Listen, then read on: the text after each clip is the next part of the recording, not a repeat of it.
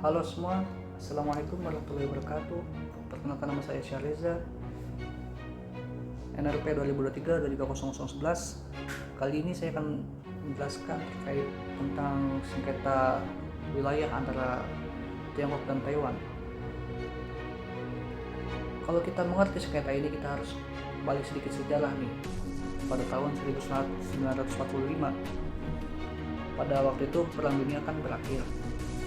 Saat itu Tiongkok masih diperintah oleh partai nasionalis yang namanya Kuomintang. Tapi di dalam negeri lagi panas-panasnya perang saudara antara partai komunis dan partai sosialis yang Kuomintang tadi ini. Nah, pada tahun 1949 partai komunis yang dipimpin oleh Mao Zedong menang. Mereka mendirikan negara baru, yaitu Republik Rakyat Tiongkok. Sementara itu, Kuomintang yang kalah, mereka kabur ke Taiwan, ke Pulau Taiwan, dan mendirikan pemerintahannya sendiri. Sejak saat itu, ada dua pemerintahan, satu di Tiongkok Darat, yaitu yang tadi partai komunis, dan satu di Pulau Taiwan, yang dipimpin oleh partai Mao Zedong. Kedua pihak sama-sama ngaku nih sebagai Tiongkok yang sah. Inilah awal dari persengkatan ini. Taiwan saat itu mempunyai semua yang bisa dimiliki negara. Syarat-syarat dari negara itu mereka mempunyai semua. Apa sih syarat dari berdirinya negara itu? Yaitu satu, Taiwan mempunyai presiden, dan Taiwan mempunyai tentara, mata uang sendiri, bahkan paspor. Banyak orang di dunia menganggap Taiwan itu adalah negara. Ada pula yang Taiwan itu adalah sekedar wilayah yang bergabung dengan Republik Rakyat Tiongkok. Tapi Tiongkok bilang Taiwan ini adalah tetap bagian dari mereka. Dan kalau ada negara lain yang berani mengakui Taiwan sebagai negara mereka, Tiongkok bakal marah besar. Makanya cuma sedikit negara yang resmi mempunyai hubungan diplomatik dengan Taiwan. Mayoritas negara termasuk Indonesia mengakui satu Tiongkok. Nah, Indonesia itu belum mengakui bahwa Taiwan itu adalah sebagai negara yang berdaulat atau negara yang merdeka. Artinya hanya ada satu negara di Tiongkok, yaitu Republik Rakyat Cina, dan Taiwan dianggap bagian darinya. Nah, beberapa tahun terakhir ketegangan makin memanas nih guys. Tiongkok sering mengirim pesawat tempur dan kapal perang ke sekitar Taiwan.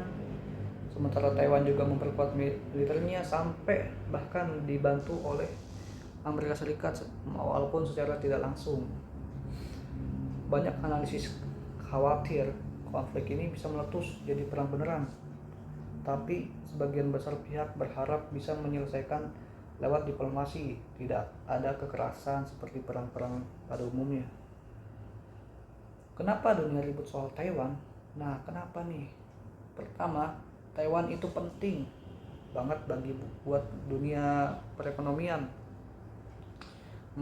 Mereka adalah produsen chip yang kita pakai sekarang ini, yaitu chip elektronik di HP, di handphone, di mobil, sampai di komputer kita. Kedua, lokasi Taiwan yang sangat-sangat strategis.